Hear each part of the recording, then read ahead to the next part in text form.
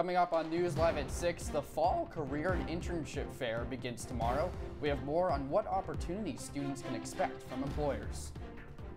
Plus, Syracuse Congressman Brandon Williams is working to curb the cost of college. How a new bill he's supporting could help you pay off your student loans.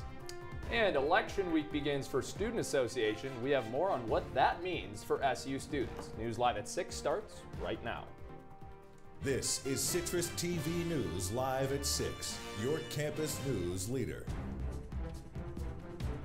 Welcome to News Live at 6, everyone. I'm Max Williams. And I'm Jake Morel. Election week is upon us in Syracuse. Voting is now open for the Student Association Fall 2024 Assembly. Students can access their ballot and candidate information through an email sent to their SU emails.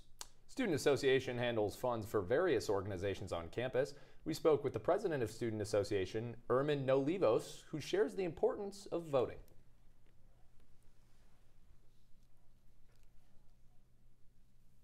People that directly represent you and represent your voice, so it's always important to know who are the people representing you. The Fall Career and Internship Fair is tomorrow at the Dome. The event offers students the opportunity to meet professionals in the industry and help students launch their careers. Students can use the fair as a networking opportunity with students, faculty, and employers. The university encourages students to use the career management tool Handshake, connect with employers before and after the event. Students can now register through the Syracuse University Events calendar website. Juice Jam took place in the Dome yesterday with headliner Quavo. Now, this year, University Union, they had some difficulties securing a headliner. The first announcement was made on September 9th featuring Party Next Door. And a week before the concert, another announcement said Lil Tecca was replacing Party Next Door. And wait on it, third time's a charm. Last Thursday, they secured Quavo to perform along with Maisie Peters and Smino. Max, I like Quavo. I mean, that run, that Migos run from like 2015 to 2018, that was special. That was good. Special. Yes. But I would love to know who you would love to see at Juice Jam, if you could pick. Well, I'm a big John Summit person. I love some house music, so definitely John Summit. Oh yeah, I love some house music too. I'm a little bit more of a Shami guy when it comes to house music, but I would also love to see Future at Juice Jam. I think that would be awesome. Yes. Yeah, a little DS2 action. Definitely. Would love Hopefully next year. All right, well, the Syracuse International Film Festival just celebrated its 21st anniversary at the Manlius Cinema.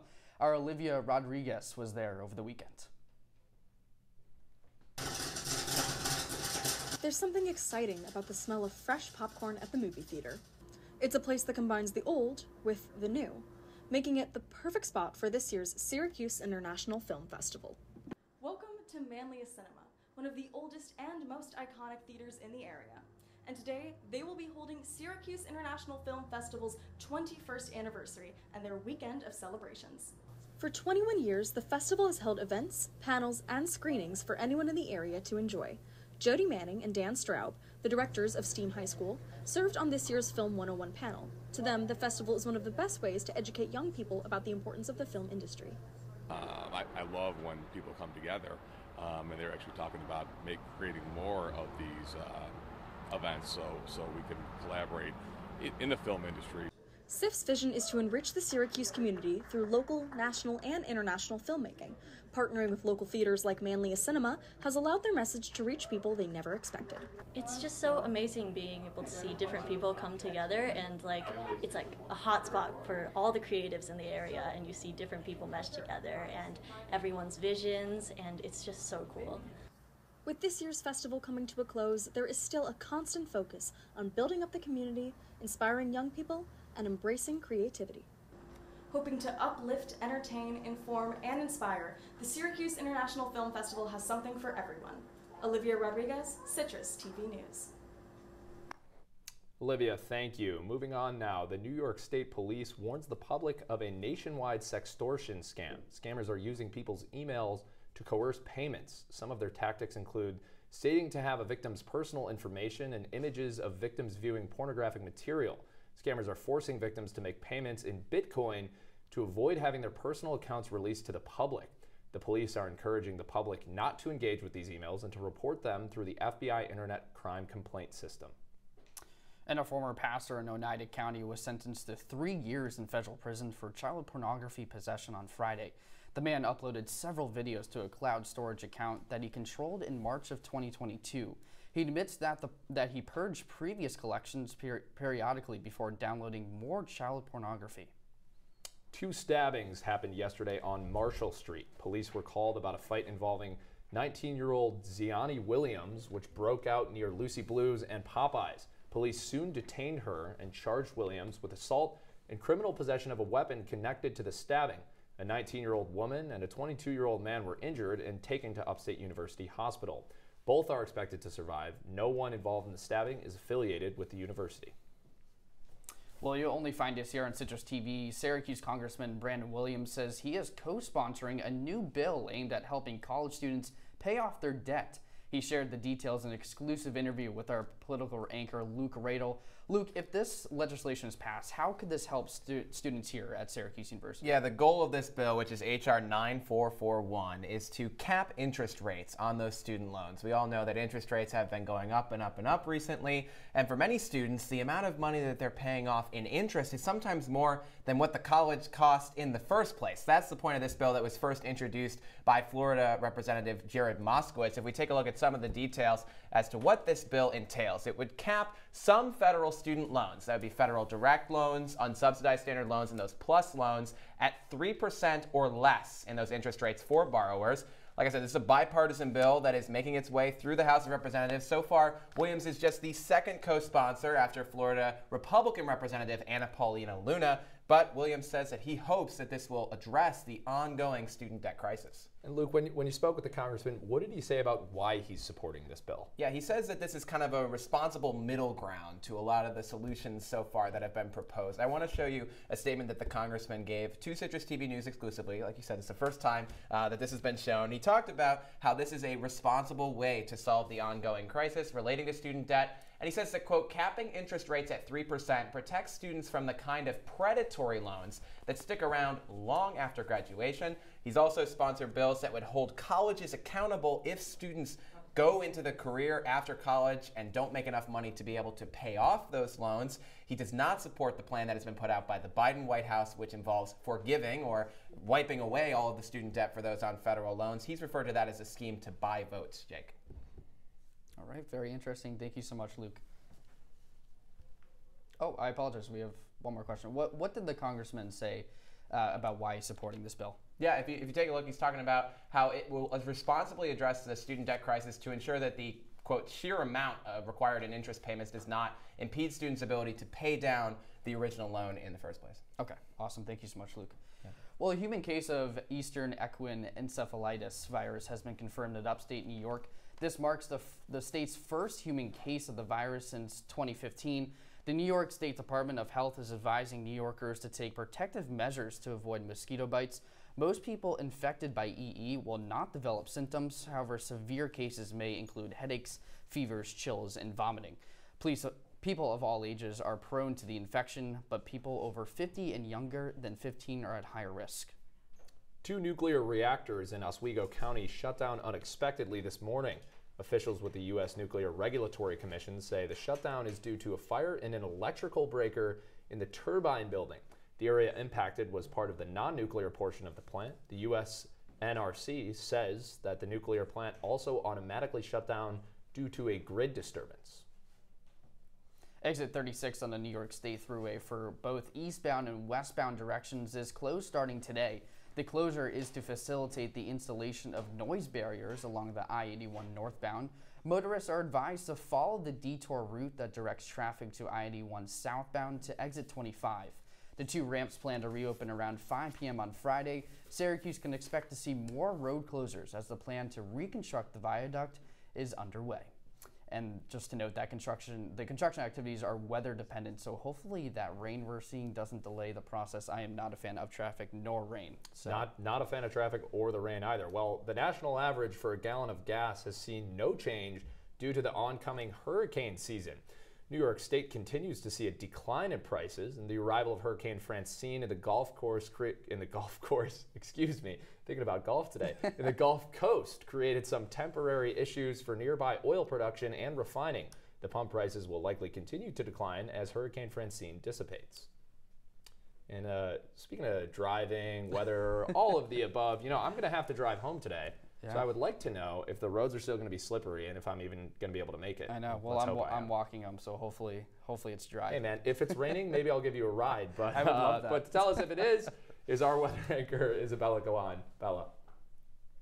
Hey guys, yeah, so definitely missing that sunshine and warm weather that we had last week. Right now we're seeing 63 degrees with some light showers. We've seen light showers all throughout today, and right now we're still seeing them, which is very unfortunate, but they should be lightening up for your walk or your drive home, so you have that to look forward to.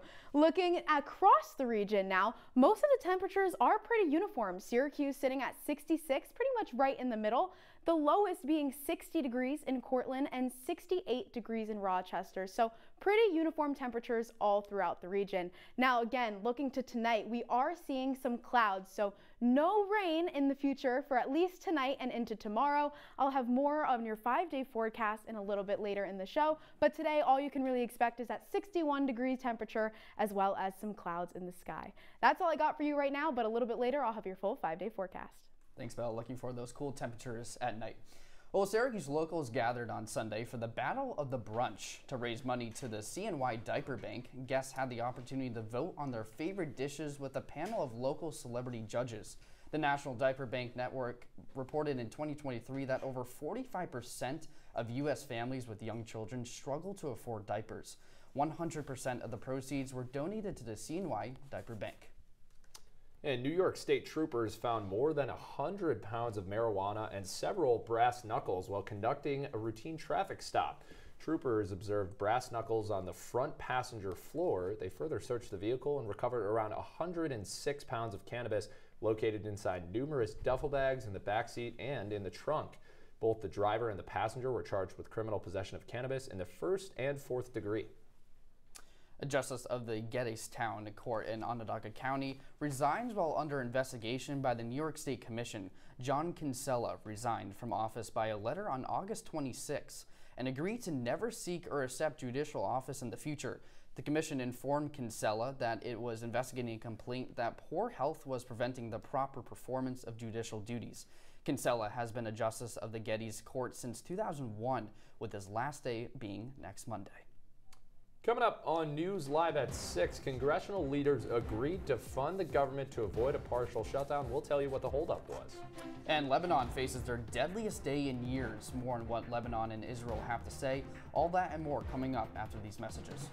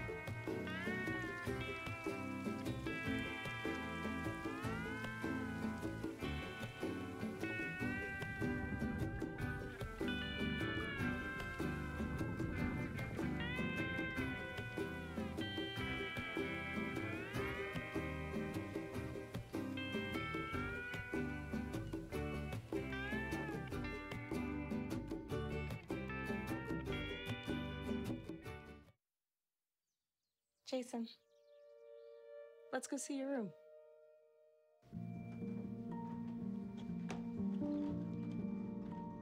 What do you think? We kept it a little spare, so you can decorate it how you like.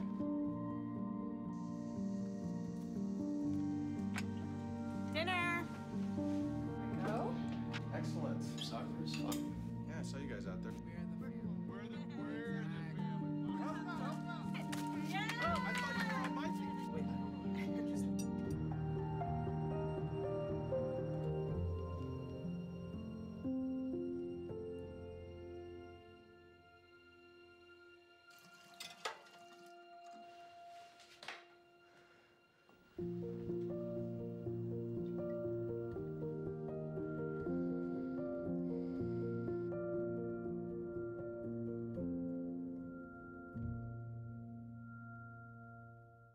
You're watching Citrus TV News, live at 6.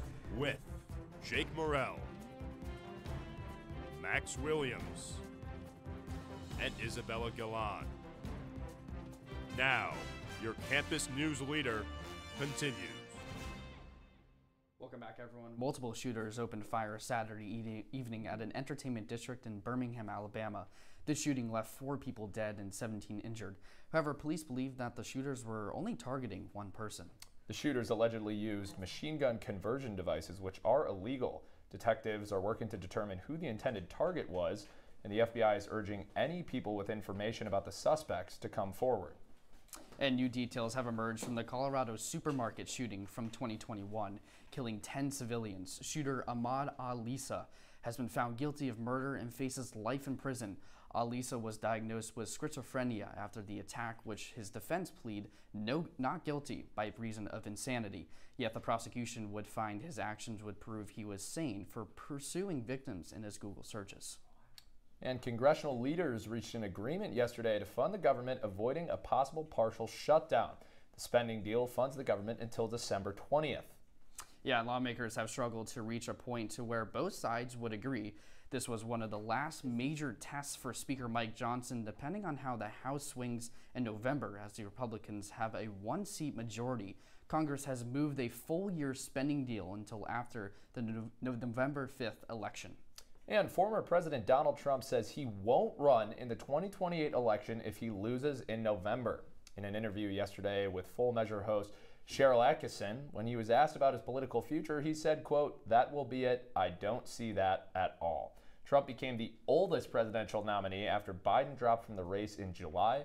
If Trump wins this year's election, he will be the oldest president elected, and by the time the next election comes around, he will be 82, a year older than Biden is now. Trump's political opponent, Kamala Harris, is 59 years old.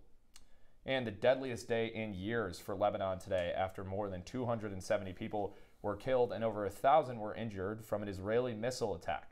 Missiles continue to be fired from Israel, targeting the Iranian-backed group Hezbollah.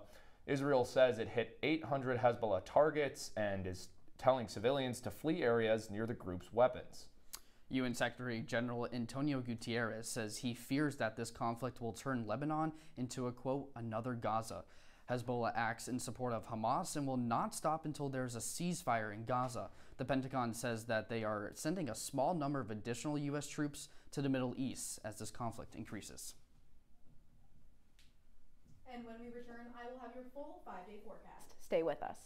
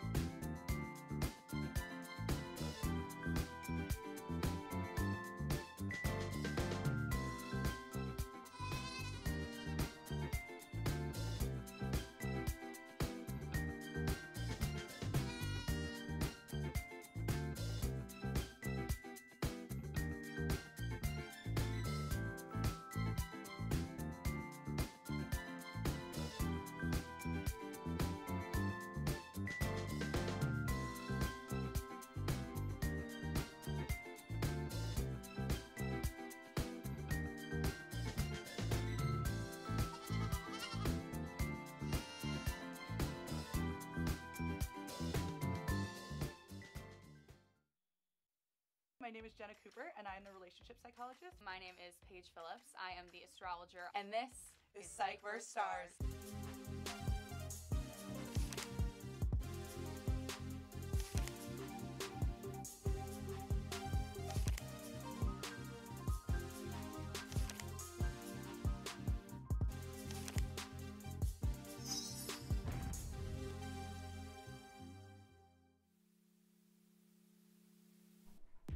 From the CitrusTV Weather Center, this is SU's most accurate weather forecast. Welcome back into News Live at 6. I have your full 5-day forecast right here. Looking to tomorrow, we're still going to be seeing some clouds, only seeing showers come up on Wednesday and Thursday, and those will most likely occur in the morning. So definitely make sure when you're packing to go to work or packing to go to class, you have an umbrella just in case the rain decides to stick a little bit extra throughout the day. But looking ahead, we have Parents' Weekend this weekend, and those skies will be clearing up. 75 and 76 degrees on Friday and Saturday. Perfect for a nice game day. So hopefully those temperatures stay up and we won't see any last-minute rain decide to steep in through. But fall has just started. We're on the second day of fall, and it is my favorite season, which is why I thought it would be fun to share some nice fall facts with you. So number one, America is the only place that calls it fall. Everywhere else calls it autumn or harvest season. So I guess we're a little bit alone on that.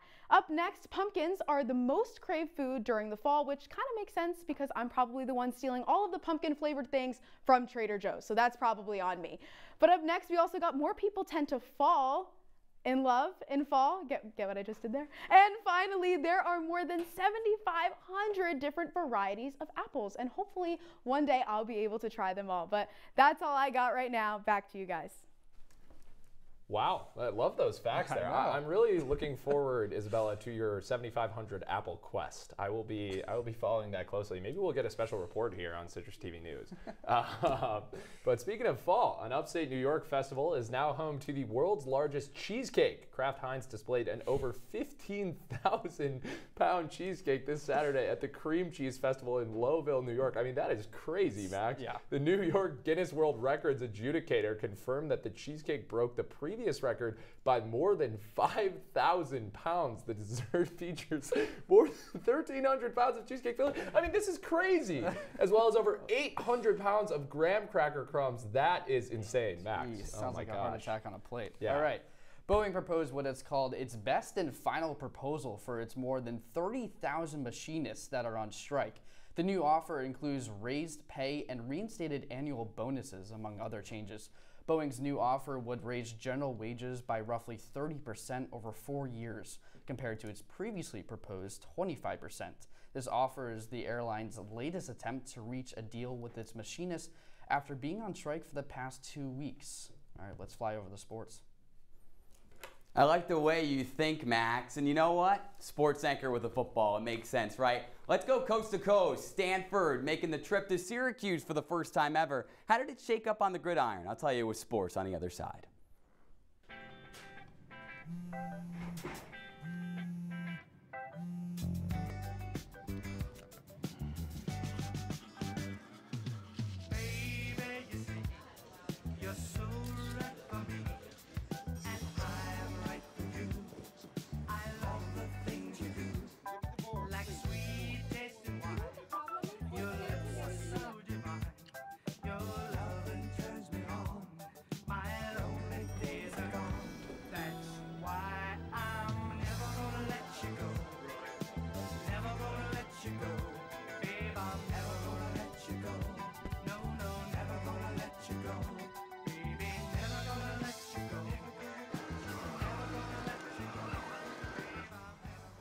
Here you go. Thank you. Thank you.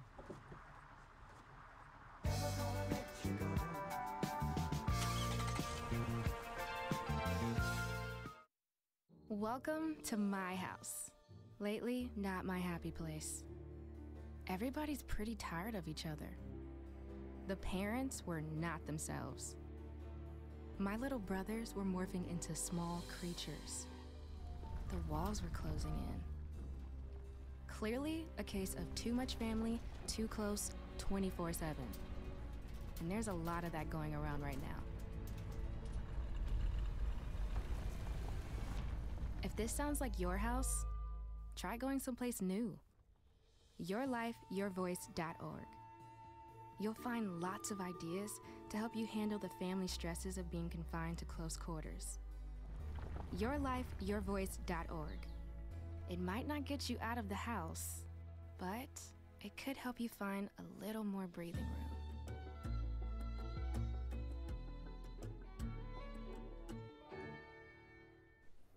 And now, your Citrus TV Sports Report. Traveling 2,700 miles for a conference game. That's what Stanford football had to face when it played its first ACC competition, Syracuse, on Friday. Welcome in the sports.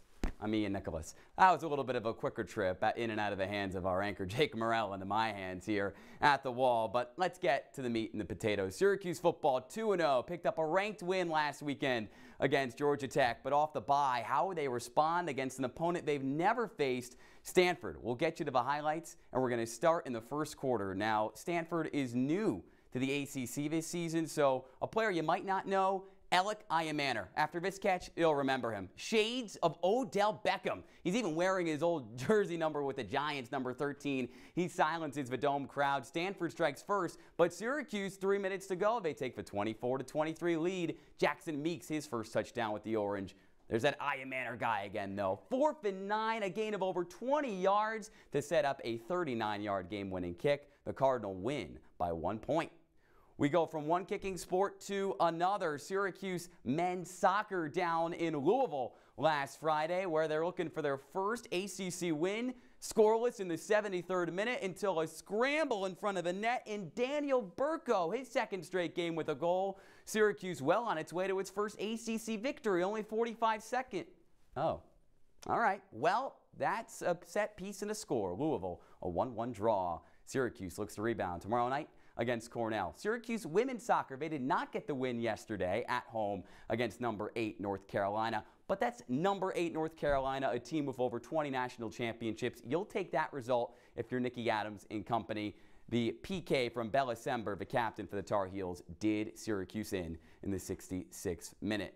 We go to the women's building. We stay on the hill. Syracuse volleyball, 12-0 to start this season. Last year, they won 2 games. It was their worst year in program history, but wins over Iowa State and Cornell over the weekend in the Syracuse Invitational. Bakir Ganasharatnam and company looking to make noise next weekend. They head down to the Tar Heel State. They play North Carolina and NC State in conference play.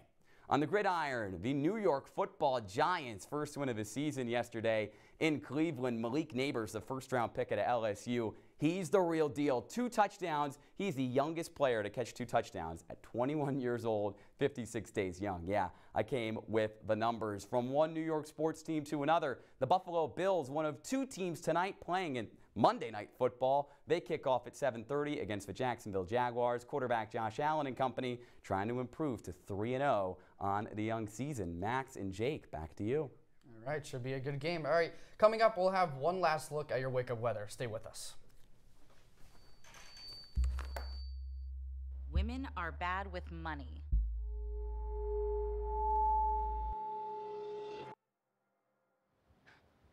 That's what the world's been saying for centuries. But now, We've got something to say. Save it. Save the old-fashioned advice, the empty excuses. It's all worthless, unlike us. To our fellow females, it is time to save ourselves by saving our money. Contributing to our futures, investing in our independence. Until we're no longer 80% more likely than men to live in poverty in retirement. So again, we say to that, save it. The falsehoods, the feelings of fault. Then the funds. Learn how to save for your retirement at wesaysaveit.org.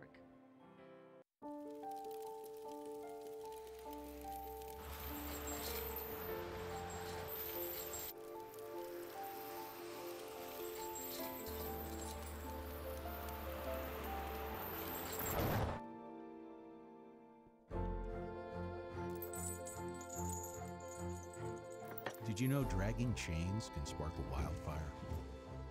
Only you can prevent wildfires. Welcome back to News Live at 6. When you wake up tomorrow morning, 60 degrees, a little bit cloudy, but nothing too different out of the norm here for Syracuse. Lots of typical cloudy skies. Well, we say goodbye to summer, unfortunately, but now fall is upon us. But hey, let's look back at the summer and let's look at what we did. So starting off, I was in Chicago for a long weekend. That was my first time in Chicago. Did some activities at the beach and then was shadowing an anchor up at NBC Boston, so it was great.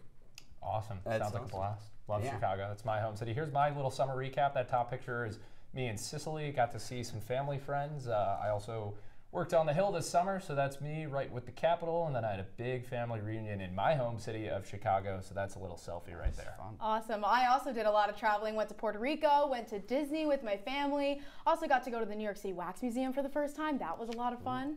Yeah, I went to Italy for the first time. I'm 100% Italian, I think. And then went out to the Cape for a second straight summer and worked for the Orleans Sounds Fire. awesome. That's awesome. Well, that's Citrus TV News Live at 6 for this Monday. For everyone here at Citrus TV, I'm Jake Morel. And I'm Have a Max great Williams. night. Sorry, I was gonna.